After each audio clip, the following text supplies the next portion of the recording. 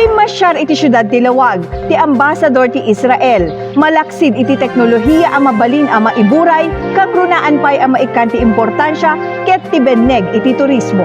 Ti report, manipod ken ni Monet Soriano. Kaawan tinakaro at trapiko, nadalus nga aglawlaw, napintas nga hotel ken naisem nga umili. Dagiti kang runaan na nakita ni Israeli Ambassador to the Philippines Leland Flas iti panagpasyar na iti probinsya nga Ilocos Norte kang runaan na iti syudad ti Lawag. Napagsaritaan na ni Mayor Michael Marcos Kion, dagiti maipaay ti pagilian nga Israel iti benneg ti teknolohiya, amayan natop iti syudad pakairamanan iti agrikultura.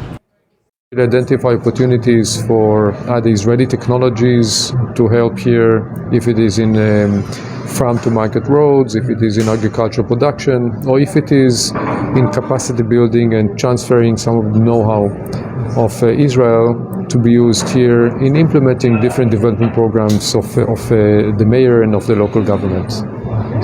Dakkel pay a potential ti syudad ti benneg ti turismo gapu ti kinapintas dagiti beach ken pa nakapreserbar ti aglawlaw. Irekomendar na ti syudad ken ti probinsya pagturungan dagiti kadaraan na. Looks good actually here, very interesting. I'm looking forward to see more. And now that we're opening up from a pandemic, Makita met ni City Tourism Officer Angel Alvarez Lau itin-inutan a panagsubli dagiti narway at turista nga umay iti syudad ti Lawag nang nangruna ita a Burmans. Nakasaganan dagiti aktibidad ita a Paskwa ken ti sumaruno atawen. Patyan na adakkel a tulong ti panakanayon ti flights iti Lawag International Airport ken ti maplan-plano a panagsubli ti flights iti China pakairamanan ti direct flights manipod Hawaii.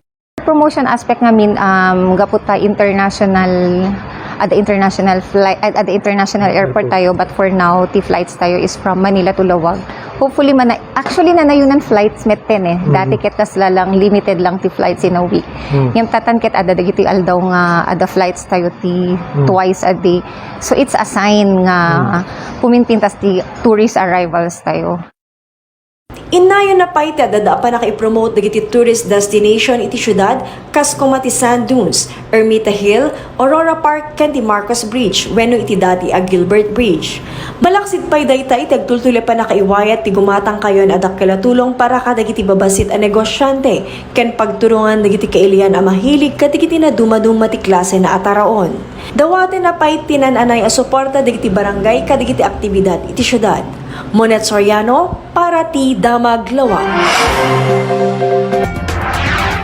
This is Balitang Ilocos Online.